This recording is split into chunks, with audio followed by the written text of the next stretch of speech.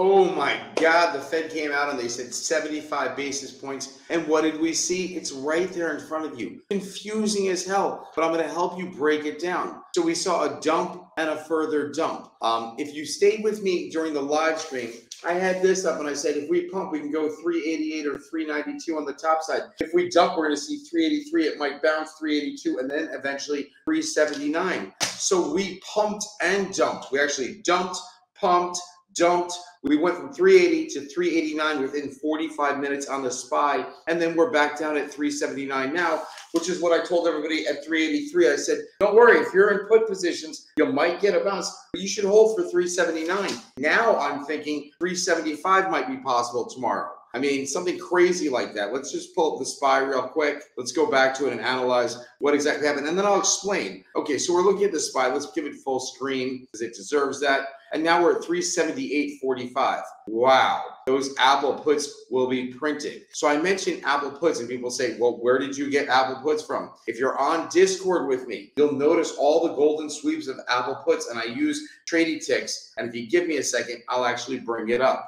Okay, there we go. So I'll bring up the Flow and Algos room on Discord, and I'll pop up in the first one. Okay, well, people are constantly using this. So somebody's looking at Apple right now. So let me tell you what these lines mean. Well, the white line is the price. So we're seeing the price come down. The green line is the premium on the calls, and the red line, which is going through the roof, are the premium on the puts. So it looks like obviously they're still continuing to buy the puts. But let's mention how I use this. So let's just scroll up a little, and I'll find one that I did. Okay, I didn't actually do this one, but you can see here are the biggest flows of the SPY. So your command is actually big flow, your symbol is the SPY, and this is telling you all but one, so 9 out of 10 of the biggest SPY positions, and if you add it up, you're at 13, 16, 20, something like 24 million to the put side and 2 million to the call side. So all these were purchased in the 10 a.m. time frame this morning. But if you checked it as it was going on during the day, you're seeing the same thing. So as the market was going up, you're still seeing puts were being purchased. So even though we got that bounce at 383, you're expecting, or at least I'm expecting, to see 379 on the downside. Let's go back. Now we're at 378.66. Okay, now let me pull up the chart of the SPY. So here we are, 378.42. So people are saying, how low can we go, Matt? Is this going to bounce tomorrow? I know a lot of people are saying, I'm just going to hold my calls. That first bounce, I didn't get out. And if you didn't get on the first bounce, you should have, because this is exactly what the institutions and big money are doing to you. They're manipulating the markets. You see this huge drop, okay? Then they have a couple of institutions that are like, okay, we're going to F with the retail trader. Let's buy up these positions. As they're buying it up, the retail trader jumps in. Oh, it was a fake out. The market's going even higher. So as the market continues to go higher, now they're buying calls. Who's selling you the calls? The institutions are selling you the calls. So as it's going up, people are paying top dollar for the calls at this point. Then they send it down, retest it, give you another bounce. Oh, it's just a joke. It's going back up. But no, it's going further down. So as we can see, let's just scroll down here. Okay, here we are. We seem to have bounced at 378.64. So let's talk about the ranges, okay? Because we're at 378.64.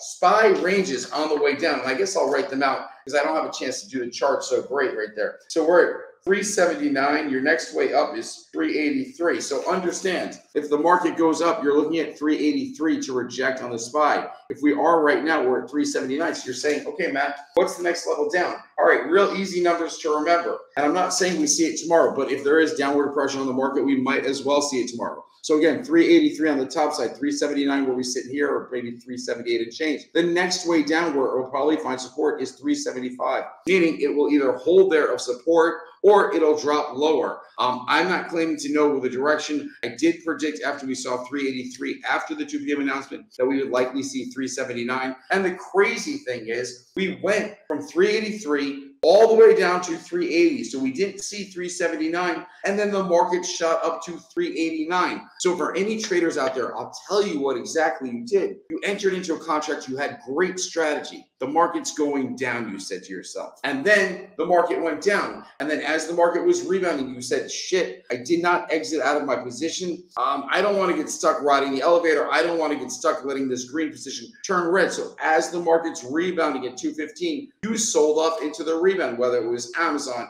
Apple, who knows, Netflix, everything was going higher, only to be going down again. So that's what we're seeing in the market. I'm still a bear. You should still be bearish. As interest rates go higher, it makes it more expensive for corporations to refinance their corporate debt. It makes it more expensive for traders that borrow money to invest in the stock market to borrow that money. Same with the US dollar. As the US dollar continues to go up, it makes our markets more expensive. Every morning I start out the day, I look at three things. I look at the 2-year interest rate yield curve, which is now at 4%. I look at the 10-year yield curve, which was at like 3.52%, but after the Fed's announcement, I'm assuming it might have went up a little. And then I look at oil to see where the price of oil is. If oil is going up, the market tends to react in favor of oil. If oil is going down, and oil should go down because we are likely heading into recession, but that's a whole other video.